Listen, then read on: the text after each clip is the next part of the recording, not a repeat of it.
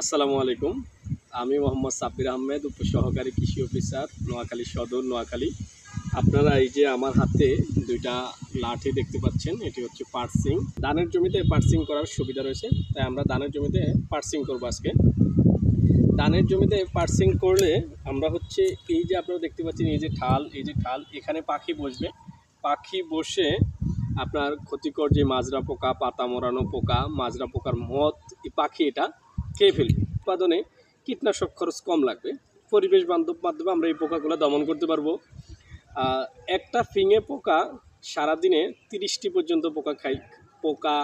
পোকার মদ এবং কি ডিমের গাদা খেয়ে ফেলতে পারে। আমরা এই যে পার্সিংগুলো লাঠিগুলো দেখতেছেন, আমরা যদি 10 শতক জমিতে 4 থেকে 5টি পার্সিং দিতে হবে। আর এই যে আমরা যে পার্সিংটা নিয়েছি, এটা অন্তত ধানের জমি থেকে 2 থেকে 2.5 ফুট উচ্চতায় পার্সিংটা আমাদের উচ্চতা সম্পন্ন পার্সিং দিতে হবে।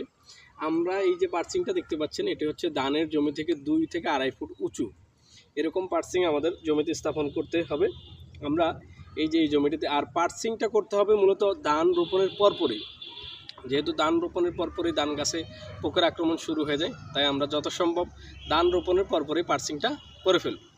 ধন্যবাদ।